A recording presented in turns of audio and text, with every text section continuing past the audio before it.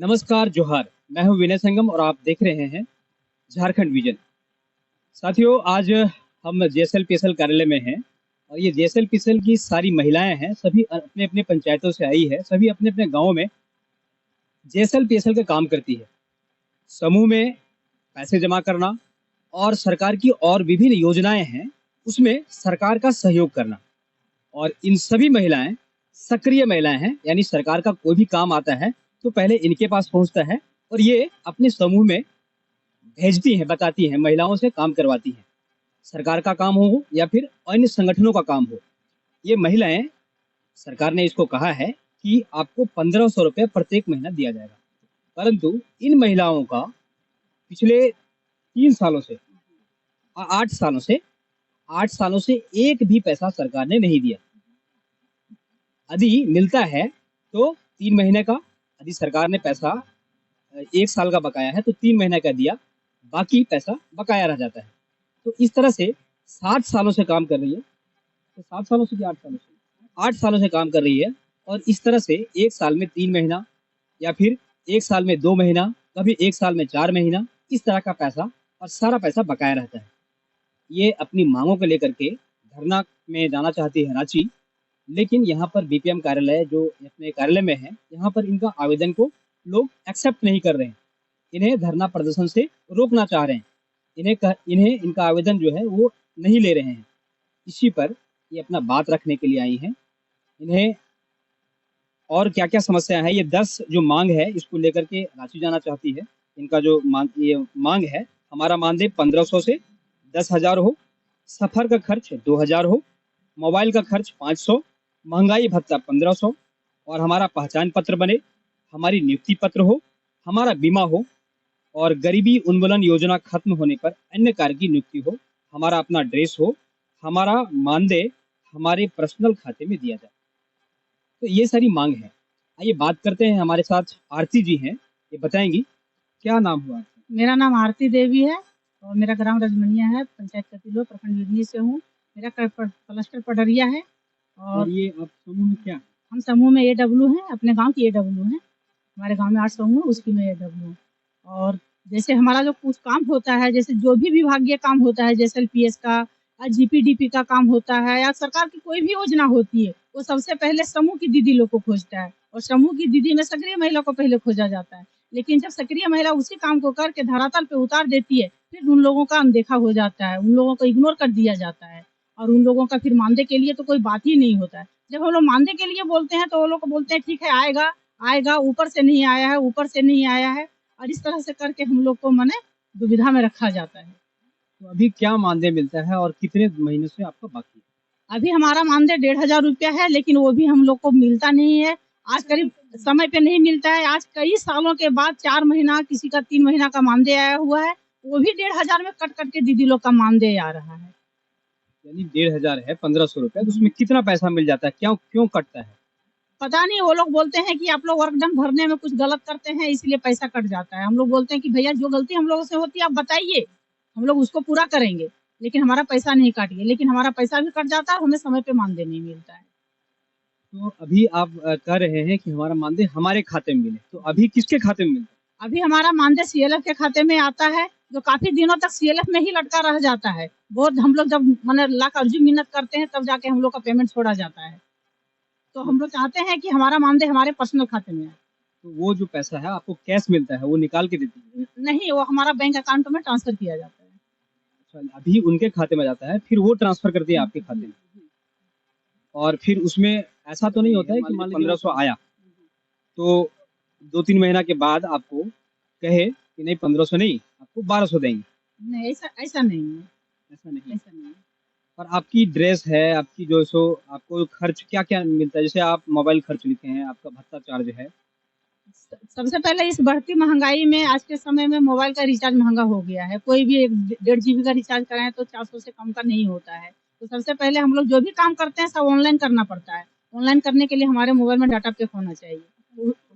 उसका हम तो 1500 रुपये में उसका हम लोग क्या करेंगे? क्या मोबाइल में पैक भरवाएंगे, ऑनलाइन काम करेंगे, आने जाने का सफर खर्च चलाएंगे, अपने घर का बाल बच्चों के लिए करेंगे। यानी आप सरकार का काम करते हैं, सरकार आपको 1500 देती है और उसी में मोबाइल खर्च करना और उसी में सफर खर्च करना और अपना मेंटेनेंस करना, यानी अपने कपड़ा धोना, अच्छे कपड़े खरीदना। और क्या आप बताइए क्या क्या समस्या है? जी, मेरा नाम शोभा देवी है और मैं रूपाईडी से हूँ, बिरनी प्रखंड से। मैं एडब्ल्यू पद पर कार्यरत हूँ। हमारे यहाँ मतलब जितनी भी दीदी हैं सभी कोई जेएसएलपीएस से जुड़ी हुई हैं और हम लोग सभी जो है इस धरातल पर जितनी भी सरकारी योजनाएं आती हैं वो सब हम लोग के माध्यम से ही किया जाता है। हम लोग के माध्यम से करने के बावजूद भी हम लोग को बोला जाता है कि आप लोग क्या करते हैं, जबकि सारा काम हम लोग के माध्यम से ही होता है।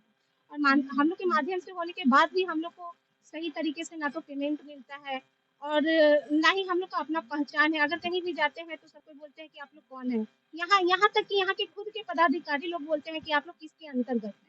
इन सब चीज़ों से हम लोग को रूबरू किया जाए कि हम लोग किसके अंतर्गत हैं, जबकि हम लोग को पता है कि हम लोग जानकारी है कि हम लोग का नियुक्ति जो है जेएसएलपीएस के द्वारा किया गया था, जो कि सरकार के द्वारा है चल रही है। तो इसलिए हम लोग अपनी मांग को पूरा करने के लिए मतलब धरना पे जाना चाहते हैं, आवेदन देना चाहते हैं। तो आवेदन देने में क्या दिक्कत क्या है? जी, आवेदन देने में दिक्कत ये आ रही है कि हम लोग सभी को जो है सो जब गए थे देने के लिए तो सीएलएफ गए थे, तो सीएलएफ में पदाधिकारी के द्वारा मतलब उसको इग्नोर किया गया, उसको एक्सेप्ट नहीं किया गया। और जब बीपीएम सर को देने गए तो वो बोले कि पहले आप अपने संकुल संगठन में दीजिए, वहाँ से फॉरवर्ड हो जाएगा, लेकिन ऐसा कुछ नहीं हो रहा है। यानी पहले आप जिस संकुल में काम कर रहे हैं वहाँ दीजिए और उसके बाद फिर यहाँ आइए। और आप बताइए कुछ क्या क्या समस्याएं आ रही हैं? अभी मान लीजिए जो क्षेत्र में आप काम करते हैं वहाँ उतनी सारी परेशानी झेलने के बाद यहाँ जब कार्यालय पहुँचते हैं तो क्या क्या झेलना पड़ता है? सभी को मेरी ओर से नमस्कार। मेरा नाम प्रीति कुमारी है, ग्राम गुजीटन, पंचायत दलांगी। हम अपने गांव में 10 समूह देखते हैं। एडब्ल्यू के पद पर सामाजिक आर्थिक सहायता दीदी के पद पे हैं। सर, ये होता है कि हम लोग काम तो अच्छी तरह से ईमानदारी से करते हैं। हर चीज़ जो भी बोला जाता है, हर काम को अच्छे से किया जाता है। जब ये करना है तो करना है।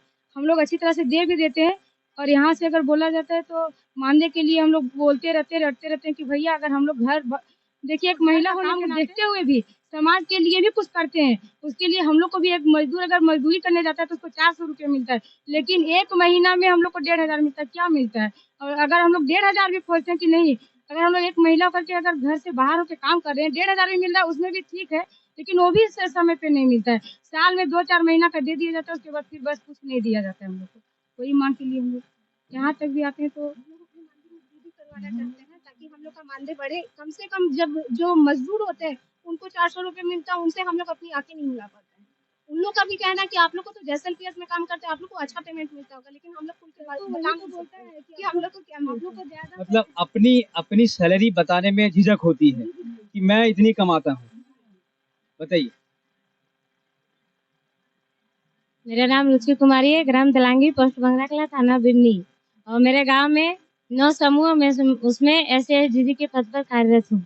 मेरे गांव में सब समूह का देख रेख करने के लिए एडब्ल्यू की जरूरत होती है। किसी का ऋण देना, ऋण वापस कराना, सीआईएफ राशि दिलवाना, उनको सही समय पर वापस कराना, नहीं करवाने पर हम लोगों को सब बहुत प्रेशर आता है। उसमें भी हम लोग को बताया जाता है कि एडब्ल्यू से पद पर हटाया जाएगा, जिसमें हम लोग को 1500 रुपया में हम लोग को बहुत मैंने धमकी मिलता है। धमकी कौन देते हैं आपको?